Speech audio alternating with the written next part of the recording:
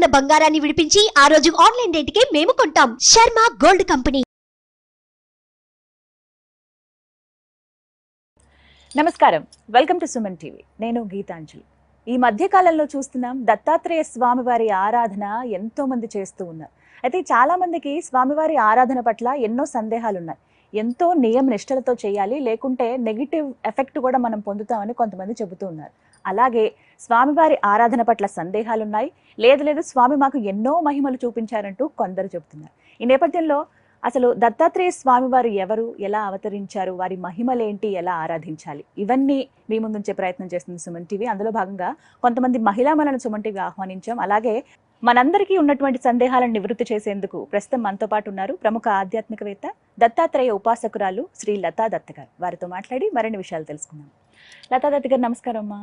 నమస్తే గీతాంజలి, చాలా హ్యాపీగా ఉంది మిమ్మల్ని చూడటం ఆఫ్టర్ లాంగ్ టైం. సంతోషం అమ్మా, మిమ్మల్ని కూడా సంవత్సరం అయిపోయింది దాదాపుగా, బట్ ఇలా చూడడం అనేది ఇంకా సంతోషంగా ఉంది.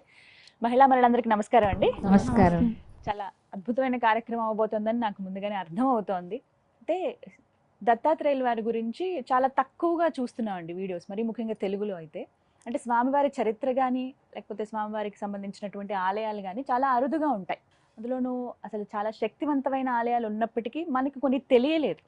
అలా ఇందులో భాగంగా నేను కొన్ని గమనించానండి ఈ మధ్యకాలంలో. మీ నుంచి ఎంతో మందికి తెలిసింది ఆలయాల గురించి. ప్రత్యేకంగా హైదరాబాద్లోని నిజాంపేటలో మీరు శ్రీ దత్తపీఠం ఏర్పాటు చేశారు. స్వామివారు చక్కగా ఉన్నారు, అక్కడ పూజలు అందుకుంటున్నారని కూడా విన్నాను. నేను రావాలనుకుంటున్నాను, ఒకసారి స్వామి పిలిస్తే. అయ్యో తప్పకుండా. అసలు స్వామి ఏంటంటే స్మరణ మాత్రేనా, మీరు ఆ సంకల్పం వచ్చిందంటే అది స్వామి కల్పించారు మీకు. నేను రావాలనుకుంటున్నాను అనేది కూడా స్వామి మీ నోటి ద్వారా పలికిస్తారనమాట. ఎందుకు ఇలా చెప్తున్నానంటే ఆయన పర్మిషన్ లేకపోతే ఆయన గురించి మాట్లాడే అర్హత కూడా స్వామి ఇవ్వరు. అలాంటి స్వామి దత్తాత్రేయ స్వామి. ప్రతి ఒక్కరి జీవితంలో గురువు చాలా ముఖ్యం. అలాంటి గురువు ఆయన, అందరికీ గురువే దత్తాత్రేయులు అంటే. ఆది గురు. ముందుగా వారి గురించి, వారి విశిష్టత మీ మాటల్లో వినాలనుకుంటున్నాను. తప్పకుండా. ఆది గురు దత్తాత్రేయ స్వామి గురించి చెప్పేటప్పుడు ముందు ఓం శ్రీ గురుదేవ దత్త అవధూత చింతన శ్రీ గురుదేవ దత్త. గురుర్బ్రహ్మ గురుర్విష్ణు గురుదేవో మహేశ్వర గురు సాక్షాత్ పరబ్రహ్మ తస్మై శ్రీ గురవే నమః. స్వామి దత్తాత్రేయ స్వామి, ఆదిగురు దత్తాత్రేయ స్వామి బ్రహ్మ విష్ణు మహేశ్వరుడు ముగ్గురు కలిసిన ఆయన త్రిగుణాత్మకుడు. అలాగే అత్రి అనసూయలు కూడా ఈ ఎవరైతే త్రిమూర్తులు ఉన్నారో వాళ్ళు తమ గర్భంలో వచ్చి ఒక పసిబాలుళ్లాగా జన్మించాలని కోరుకున్నారు. ఎందుకు అంటే ఈ భూలోకానికి ఎలాగైనా ఆ త్రిశక్తిని తీసుకురావాలి, స్వామిని తీసుకురావాలి, ఆ త్రిమూర్తుల్ని తీసుకురావాలని మహత్ సంకల్పం అత్రి అనసూయలు చేసుకున్నారు. ఎందుకంటే ఈ సమస్త మానవాళికి, భూలోకానికి కూడా అంతటి శక్తివంతులైన స్వామి అవసరము అని ప్రార్థించి వీళ్ళెంతో పెనాన్స్టీస్ అంటే ఎంతో సాధన చేసి, ధ్యానం చేసి, తపస్సు ఎన్నో సంవత్సరాలు ఏంటి అసలు అహర్నిశలు ఇంకా మహత్ సంకల్పంతో తపస్సు చేస్తే వచ్చినటువంటి సంతానం దత్తాత్రేయ స్వామి. ఆయన తప్పకుండా నేను మీకు బాలుళ్లాగా జన్మిస్తానని చెప్పి ఈ ముగ్గురు కూడా బ్రహ్మ విష్ణు మహేశ్వరుల అవతారమే ఆదిగురు దత్తాత్రేయ స్వామి. ఇక ఎవరి పేరు చెప్తే సమస్త పిశాచ ఘనాలు గడగడలాడిపోతాయో, భూత ప్రేత పిశాచ, అలాగే బ్లాక్ మ్యాజిక్, ఈవిల్ ఫోర్సెస్, ఏదైనా నెగిటివ్ ఎనర్జీ అయినా అన్నీ కూడా ఒక దత్తాత్రేయ స్వామి పేరు చెప్తేనే మటుమాయమైపోతాయి. అంతటి శక్తివంతమైన స్వామి దత్తాత్రేయ స్వామి, ఆదిగురు దత్తాత్రేయ స్వామి. ఇక గురువు గురించి మనం మాట్లాడుకుంటున్నాం కాబట్టి, గు అంటే అంధకారం, రు అంటే అంధకారాన్ని తొలగించేటటువంటిది రు అంటారు, అందుకే గురువు అంటారు. సాక్షాత్తు ఈశ్వరుడే పార్వతీదేవికి చెప్పారనమాట. అంటే ఒకరోజు పరమాత్మ తత్వాన్ని బోధిస్తున్నారు స్వామి. బోధిస్తూ ఉంటే అమ్మవారు అడుగుతారు, పార్వతీ అమ్మవారు, స్వామి మీరే సృష్టి స్థితి లయకారకులు కదా, మరి మీరెవరికి నమస్కరిస్తున్నారు అంటే నాలోని ఆత్మకి, నాలోని పరమాత్మకి, నాలోని ఆదిగురు దత్తాత్రేయ స్వామికి అని చెప్పి గురుగీత గురించి బోధిస్తారు. ఇది చాలా రహస్యమైనది గురుగీత అనేది. ఎవరు అర్హులో వాళ్ళకి మాత్రమే చెప్పటం జరుగుతుంది. ఈ గురుగీతలో అన్ని విషయాలు పొందుపరుచున్నాయి.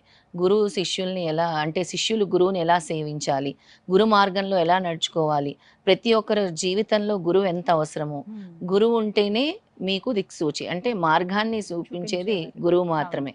అప్పటి వరకు మన దీపం లేకపోతే ఇల్లు ఎంత అంధకారంగా ఉంటుందో, మన జీవితంలో గురువు లేకపోతే కూడా అంతే అంధకారంగా ఉంటుంది. ఎప్పుడైతే గురువు మన జీవితంలోకి వస్తారో, ఒక దీపపు కాంతి ఎలా వెలుగుతుందో అలా మన జీవితంలో ఒక వెలుగునిస్తారు. అప్పటి వరకు మనకు ఓ మార్గం కానీ, ఒక సూచన కానీ రానివన్నీ కూడా ఒక గురువు ద్వారానే మనం పొందగలము. ఎందుకంటే ఇది మన సనాతన ధర్మం ఎంత గొప్పదంటే అప్పటి నుంచి కూడా గురు పరంపర కొనసాగుతూనే ఉంది. ఆదిశంకరాచార్యుల నుంచి ఏంటి అంతకు పూర్వం కూడా శ్రీకృష్ణ భగవానుడు కూడా గురు పరంపర మనకు తెలియచేశారు. అలాగే రామాయణంలో కూడా గురు పరంపర, ఎక్కడ చూసుకున్నా కూడా గురు పరంపర నుంచే వస్తూ ఉంది మన సనాతన ధర్మం. అంతటి గొప్ప వైశిష్ట్యం గురు పరంపరకు ఉంది, మన సనాతన ధర్మంలో కూడా ఉంది.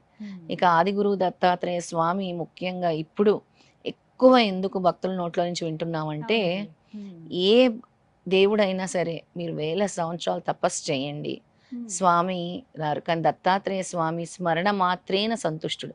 ఆయన స్మరణ దత్తా దత్తా అని మీరు పిలవండి, తప్పకుండా వచ్చి ఇక్కడ ఉంటారు. మీరు పిలవగానే వస్తారు, ఆదుకుంటారు.